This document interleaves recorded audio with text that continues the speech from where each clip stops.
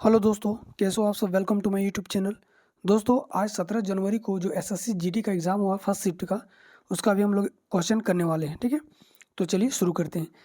देखिए, पहला क्वेश्चन जो है पूछा गया था कि 2022 में विदेश सचिव किसे चुना गया है। देखिए, 2022 के लिए विदेश सचिव जो है विनय मोहन क्वात्रा को चुना गया है। ठीक है, विनय मोहन क्वात्रा को। अगर हो सकता है कि अगला शिफ्ट में पूछ दे कि किसके स्थान, मतलब ये किसके स्थान पे चुना गया था, तो इससे पहले जो विदेश सचिव था वो था हर्षवर्धन श्रृंगला।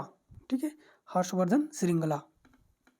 अगला क्वेश्चन है, विश्व में हरित क्रांति के जनक यानी कि फादर ऑफ ग्रीन रेवोल्यूशन के रूप में किसे जाना जाता है, तो नॉर्मन बोरलॉग को जाना जाता है विश्व के ग्रीन रेवोल्यूशन के जन्मदाता। ठीक है, अगर भारत की बात कर ले तो भारत के में जाना जाता सुब्रमण्यम। ठीक है, श्री सी सुब्रमण्यम तथा एम एस स्वामीनाथन को जाना जाता है। ठीक है, देखिए अधिकतर बुक में एम एस स्वामीनाथन को माना गया है। ठीक है, लेकिन है दोनों ही, सी सुब्रमण्यम और M S Swaminathan. M S Swaminathan इनका सहयोग किया था। एक्चुअली में देखा जाए तो श्रेय जो है ना इसका जो है सी सुब्रमण्यम को ही जाता है। अगला क्वेश्चन है, शिक्षा का अधिकार किस अनुच्छेद में वर्णित है, तो देखिए शिक्षा का अधिकार 86वां संविधान संशोधन अधिनियम 2002 के तहत अनुच्छेद 21 का ए में रखा गया शिक्षा के अधिकार को।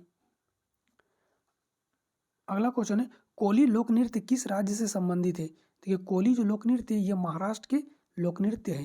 ठीक है, अगला क्वेश्चन जो है, ये वॉलीबॉल के एक टीम में कितने खिलाड़ी हैं। देखिए अब से ये जो खेल और खिलाड़ी से भी पूछने लगा किस टीम में एक टीम में कितने खिलाड़ी है, तो आप लोग इसके बाद जो है ना एक खेल में जो नाम होता है, जैसे लेग साइड, ऑफ साइड, तो क्रिकेट का ये रिलेटेड है। इसी तरह से कई सारा जो क्रिकेट है उससे रिलेटेड नाम दे देगा, वो भी आप लोग करके जाइएगा। तो बॉलीवुड के एक टीम में कितने, वॉलीबॉल के एक टीम में कितने खिलाड़ी होते हैं, तो एक टीम के लिए 6 खिलाड़ी होते हैं। अगर दोनों टीम मैदान में उतर गया तो इसमें 12 खिलाड़ी हो जाएंगे। ठीक है, तो एक टीम का पूछा है, जैसे क्रिकेट की एक टीम में 11 खिलाड़ी होते हैं। इसी तरह से फिर एक ये पूछा जा सकता है कि बेसबॉल के एक टीम में कितने खिलाड़ी होते हैं, तो बेसबॉल में 9 खिलाड़ी होते हैं। अगला क्वेश्चन है कि किसी राज्य के राज्यपाल बनने के लिए न्यूनतम उम्र कितनी होनी चाहिए। देखिए राज्य के राज्यपाल, देखिए राज्यपाल का रिलेट आप डायरेक्टली कर सकते हैं राष्ट्रपति से। जो केंद्र का होता है राष्ट्रपति होता है और राज्य में राज्यपाल होता है। तो राज्यपाल और राष्ट्रपति का उम्र जो है सेम होता है। 35 वर्ष की उम्र में ही ये राष्ट्रपति या फिर राज्यपाल बनेगा। तो अगर राष्ट्रपति का पूछे तो भी 35 साल और राज्यपाल का पूछे तो भी 35 साल।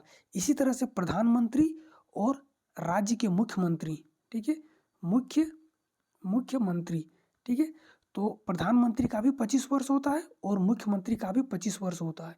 ठीक है, इसी तरह से सुप्रीम कोर्ट के जज का 35 वर्ष का उम्र होता है, जो कि राष्ट्रपति के ही समान होता है या फिर राज्यपाल के समान होता है। ठीक है, आप लोग को ये बताना है कि जो मुखिया का चुनाव होता है तो उसमें मुखिया बनने के लिए कितना उम्र न्यूनतम होनी चाहिए,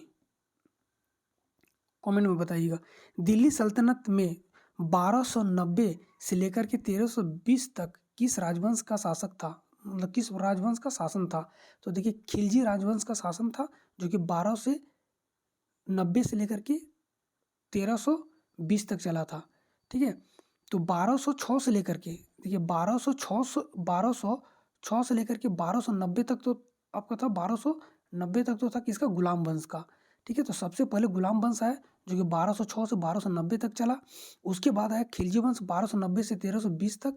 उसके बाद तुगलक वंश 1320 से लेकर के 1414 तक। उसके बाद सैयद वंश 1414 से 1451 तक। फिर लोधी वंश 1451 से लेकर के 1526 तक। और 1526 में ही इब्राहिम लोदी को कौन, तो बाबर ने इब्राहिम लोदी को पानीपत की पहली लड़ाई में हराया था और मुगल वंश का स्थापना किया था। ठीक है, आगे चलते हैं। अगला क्वेश्चन है कि बहादुर शाह जफर को, ठीक है, बहादुर शाह जफर को अंग्रेजों ने कहाँ से गिरफ्तार किया था, यानी कि कहाँ से उसको पकड़ लिया था। तो बहादुर शाह जफर, इनके पत्नी और इसके बच्चों को कहाँ से, तो हुमायूं के मकबरे से। पहले पुरानी हवेली में छुपा हुआ था अपना, उसके बाद वहाँ से भाग के हुमायूं के मकबरा में चला गया और यहीं से इनको गिरफ्तार किया गया। गिरफ्तार नहीं कह सकते कि आत्मसमर्पण कर दिया था। कौन? बहादुर शाह जफर, ठीक है।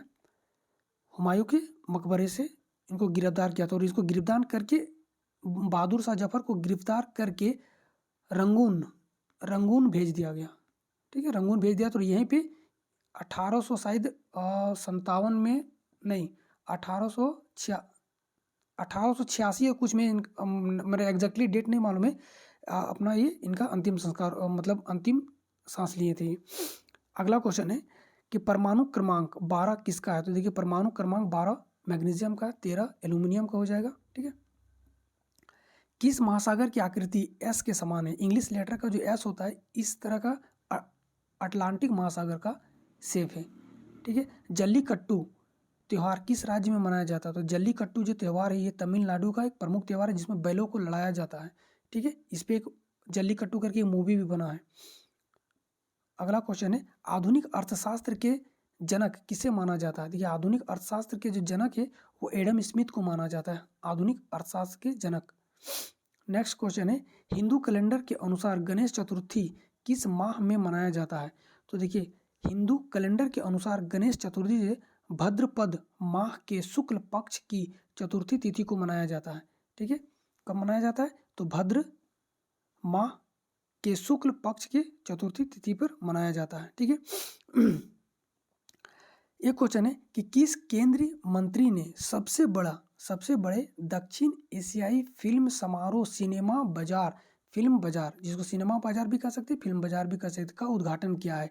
तो देखिए अनुराग ठाकुर, ये केंद्रीय मंत्री अनुराग ठाकुर ने जो सबसे बड़े दक्षिण एशियाई फिल्म सिटी या फिर कह सकते हैं फिल्म बाजार का उद्घाटन किया है, ठीक है।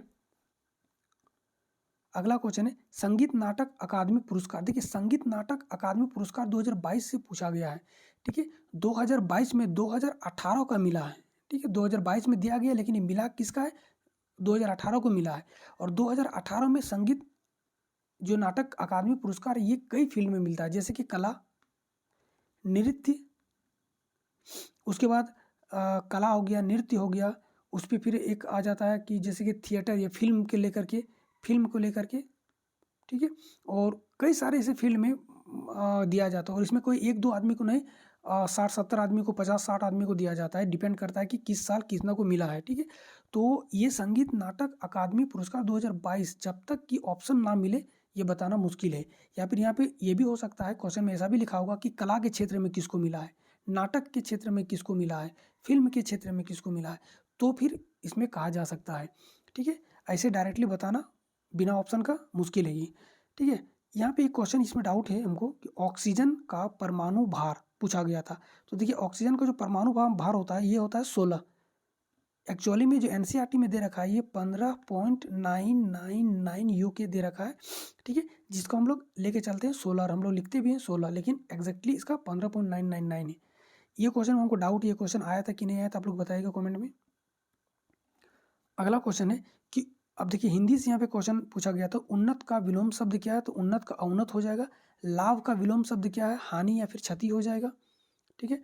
ज़्यादा खुश होना मुहावरे मतलब किससे संबंधित है? ये क्वेश्चन ऐसा नहीं पूछा गया था, पूछा गया था कि ज़्यादा खुश होना, ठीक है। अब उसमें जो मुहावरे कौन सा फिट बैठता है उसको देखना। तो इसका जो होता है बहुत सारा मुहावरे होता है, जैसे फूला नहीं समाना, इसका भी मतलब होता है ज़्यादा खुश नहीं होना। बाग बाग होना, इसका भी मतलब होता है ज़्यादा खुश होना।